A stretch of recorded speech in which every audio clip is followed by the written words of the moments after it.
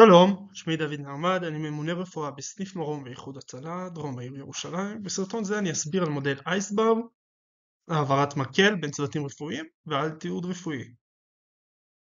לתיעוד רפואי מדויק ומהימן יש תפקיד מרכזי בשיפור התקשורת בין אנשי צוות רפואי. תיעוד נכון מאפשר העברת מידע בצורה ברורה ומדויקת, מצמצם טעויות, מבטיח טיפול איכותי ורציף למטופלים, על אף העברת מטופל ממחלקה למחלקה. מודל אייסברג הוא כלי מובנה שנועד לסייע לנו להעביר מידע רפואי חשוב בצורה ברורה, ממוקדת ואחידה, במיוחד במצבי לחץ וחירום. במצגת הזו נבין מהו מודל אייסברג, איך הוא בנוי וכיצד ניתן ליישם אותו בצורה יעילה בתיעוד אירועים רפואיים כדי לשפר את איכות ובטיחות הטיפול. מהו מודל אייסברג? מודל אייסברג הוא כלי תקשורת מובנה להעברת מידע רפואי באופן יעיל וברור.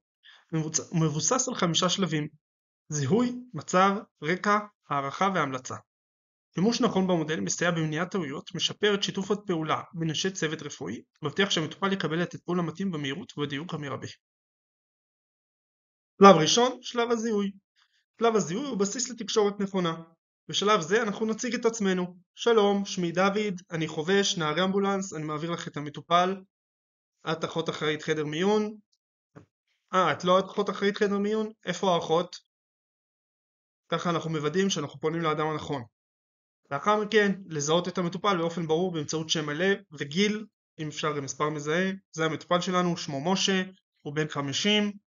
השלב הזה קריטי כדי למנוע בלבולים, להבין בדיוק מי מעביר מה, לאן, כמה, כדי שהמידע יעבור בצורה מדויקת וחלקה לאיש הצוות הרפואי המתאים שיקבל אותו. שלב המצב. שלב המצב התמקד בתיאור קצר ותמציתי של הבעיה הרפואית הנוכחית. משה סובל מכאבים בחזה. יש לציין מה הסיבה לפנייה או אירוע שהתרחש. שלום, אנחנו מדברים מהמיון, יש לנו מטופל מדמם. ומה הדאגה המרכזית שלנו לגבי המטופל? אם צריך, אפשר לכלול פרטים חיוניים כמו מדדים.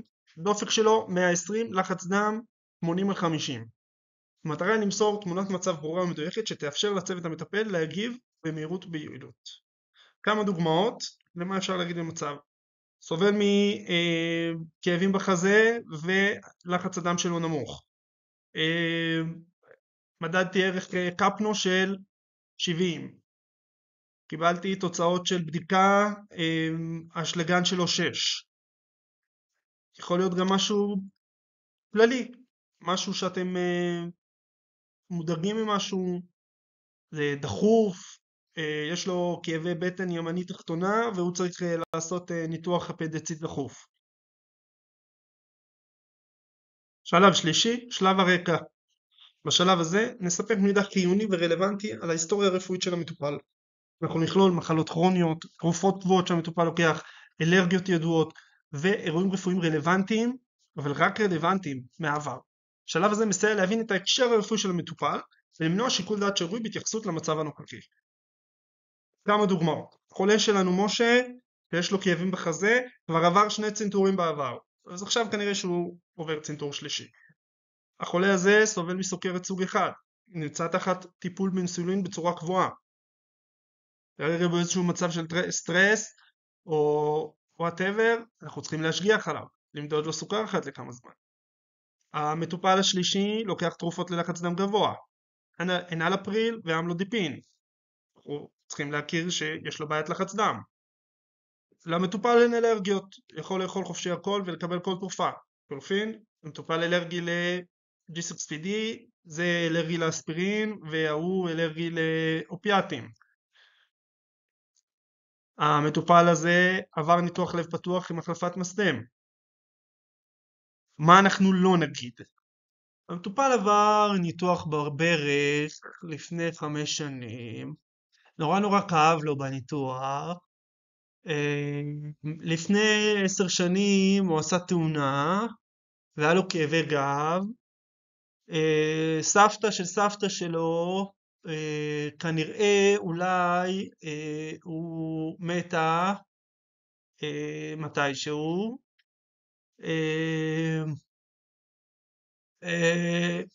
לא, את זה אנחנו לא צריכים, את כל הסיפורים של קרובי המשפחה הרחוקים. אנחנו צריכים דברים ספציפיים, רלוונטיים, למה שרלוונטי למחלה הזאת. אם זה מישהו שעשה תאונה וזה כבר פעם שנייה שהוא עושה תאונה והוא כבר מלא בברגים ופלטינות במקום שכואב לו עכשיו והוא שוב פעם נכבל שם, אז זה כן רלוונטי, אבל לא רלוונטי משהו אחר.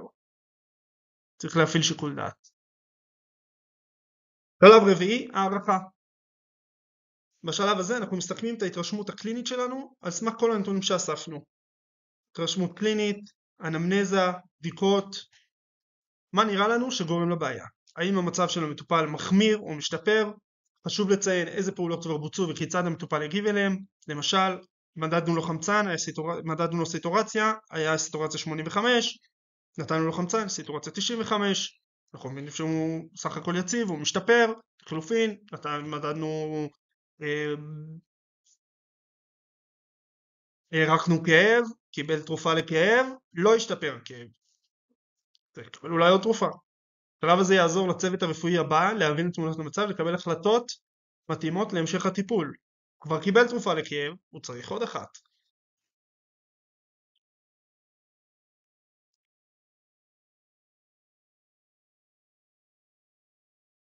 שלב האחרון, שלב ההמלצה. שלב ההמלצה, המטרה היא להעביר את הצעדים הבאים לטיפול.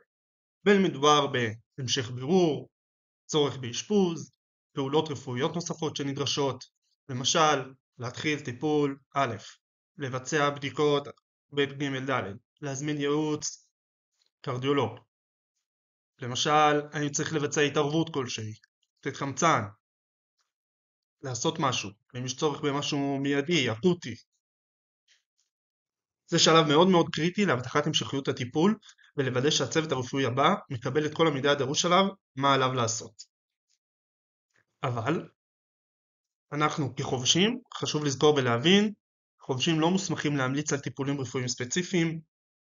אל תגידו תבצעו לו צנתור. גם יכולים לזלזל בכם על המלצות רפואיות שתתנו. ולכן במקום להציע הבחנות או טיפולים, מה שמצופה מרופא או מאחות, עליכם להתמקד בדיווח ברור ומדויק של המצב, ולציין כי המטופל מועבר להמשך טיפול במיון או במלר"ד. לטיפולכם, בהצלחה. מה שעשינו עד עכשיו, העברת המידע המלאה והמסודרת שביצעתם, תאפשר לצוות הרפואי להחליט על המשך הטיפול בצורה המקצועית והנכונה ביותר. דוגמה מעשית לעבר על המחלקה. שלום, אני דוד, חובש נהג אמבולנס, אני מעביר לך את המטופל, פלוני בן 58, פלוני התלונן על כאבים בחזה, כאבים לוחצים במרכז החזה, כאבים מחמירים במאמץ ואינם משתנים בשינוי תנוחה, עוצמת הכאב 8 מ-10, כאבים החמירו ב4 שעות האחרונות, מתלונן גם על קוצר נשימה ועייפות. ברקע יש לו היסטוריה של מחלת לב וסוכרת, מטופל תרופתית במטפורמין לסוכרת, אספירין וקרדילוק בשל מחלת לב, לחץ דם הוא מקבל אנלפריל ואמילודפין. בבדיקה לחץ הדם שלו 160 על 95, דופק 98 סדיר, סטורציה 95%, מטופל יציב סך הכל. המלצה, המטופל מועבר כעת להמשך הערכה רפואית במיון ולטיפולכם.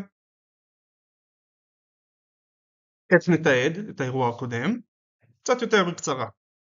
בן 58, מתלונן על כאבים בחזה מזה 4 שעות, קוצר נשימה קל ועייפות, ברקע סוכרת, יתר לחץ דם ומחלת לב, מטופל לכל אלו. בבדיקה לחץ דם 160 על 95, דופק 98, סטורציה 95, יציב, המשך טיפול על ידי מיון שערי צדק. סיכום, מודל האייסברג הוא כלי פשוט, חיוני לשיפור תקשורת רפואית. שימוש נכון בו יעזור למנוע טעויות, ייעל את שיתוף הפעולה בין אנשי הצוות, ותורם לטיפול רציף ובטוח יותר למטופלים. אימוץ המודל בשגרה יאפשר לנו להעביר מידע בצורה ברורה, מהירה ומדויקת, ובסופו של דבר להציל חיים. עוד דבר קטן וחשוב, כאשר אנחנו משתמשים במודל, אנחנו יכולים לבצע העברה, כתיבת אנמנזה בצורה קצרה ומדויקת. בלי סיפורים, עליתי במדרגות, בהגיעי יחד עם צוות מד"א, כל מיני דברים לא רלוונטיים. 2 שורות, סגרנו את האנמנזה או את העברה הרפואית הלאה. כמה מילים על הטופס של איחוד הצלה. זה הטופס שלנו. פרטי הכונן ופרטי האירוע בדרך כלל כבר נמצאים, אם לא נמצאים צריך להשלים אותם. אנחנו נכתוב מתי הגענו, בזמן הגעת הכונן. זה החלק הראשון. זה מסך לתיעוד הממצאים הרפואיים של המטופל. נתחיל בזיהוי המקרה שנמצא, כלומר, מה בדיוק התגלה במהלך הבדיקה או הטיפול. למשל, תסמונת כללית חריפה. לאחר מכן נגדיר את הסטטוס של המטופל במקרה טראומה, מה שמשקף את המצב הנוכחי, קל, בינוני, קשה.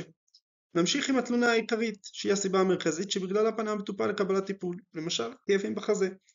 לאחר מכן נמלא אנמנזה וסיפור מקרה, שבהם נפרט רקע רפואי רלוונטי, היסטוריה רפואית ומהלך האירוע הנוכחי, על פי מודל אייסברג, כמו שלמדנו.